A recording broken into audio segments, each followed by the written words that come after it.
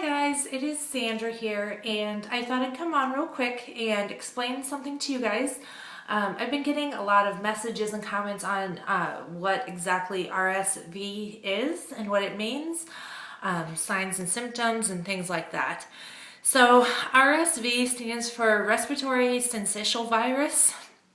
It's a virus that affects the lungs and the airways. Usually it affects infants, premature babies. Most kids will get it by the time they're 2. The thing is, usually the older they are, the more okay with it they are when they get it. Adults and older children that get RSV usually just have cold-like symptoms, runny nose, cough, sore throat, fatigue, things like that, and it passes and they don't have any issues with it. The people who are at risk are those who were born premature, small infants, children with immune system problems or heart problems. Like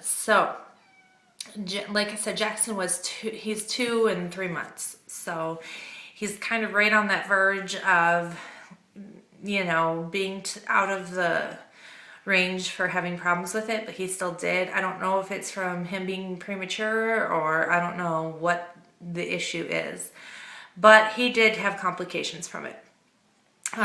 Some of the symptoms that he had were a cough and a low-grade fever. It doesn't necessarily need to have a high fever to cause problems. Obviously, his was under 101 the entire time, and actually the day that he went to the hospital, he didn't even have a fever.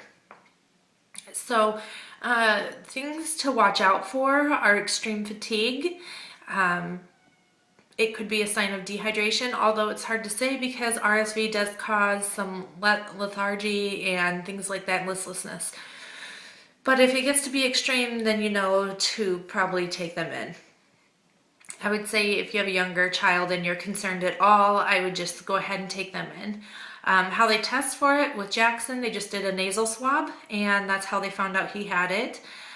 It can be passed through droplets, so like sneezing, coughing, things like that, but it can also live on surfaces, so it can be picked up that way as well. And it's not uncommon for kids who have older siblings to get it that way from the older siblings, like school-age kids, which I'm wondering if maybe that's how Jackson got it. If Trevor and Parker came home with it, I don't know. We do think Parker has it as well, but he just has a cough and he's been fine playing normal and everything. So yeah, that's kind of what RSV is, and some other things to cause concern if you're worried about it or anything. If their coloring isn't quite right, you can check their fingernails. If they're like a palish, bluish, or a grayish color, that might be a sign that they're not quite getting enough oxygen, or around their mouth. If those same colors are around the mouth, that would be an indicator that you need to take them to the hospital right away to get checked on. Like I said, if they're extremely sleepy, it could be a sign that they're getting dehydrated, which was Jackson's case. He got dehydrated really quickly from it.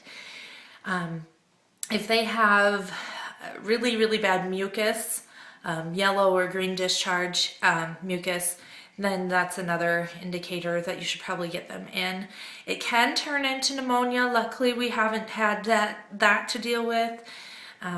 And he still is getting better. The cough can last for weeks after you get RSV, so I don't anticipate Jackson's cough going away anytime soon, but it's been, he's had RSV, he got it about a week ago, so we're about a week out from when he first got it, so they said it can last up to 3 weeks, so if that's the case, 2 more weeks of a cough and hopefully he'll be on top of it.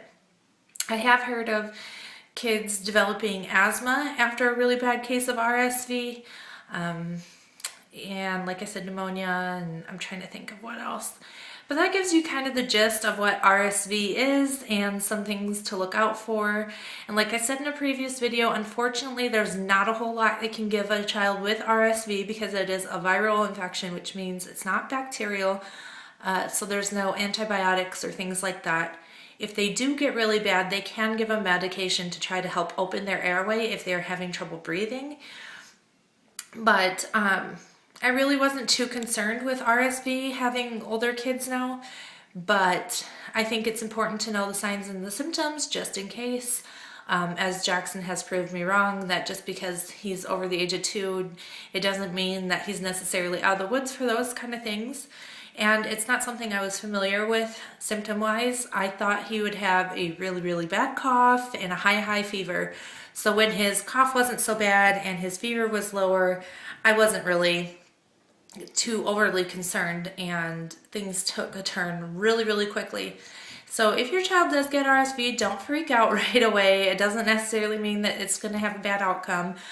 Just push the fluids, give them small amounts frequently if they don't want to drink, which will probably be the case because they're going to be feeling really ill and sleepy and whatever, and try to get them eat little bits here and there, and let them rest.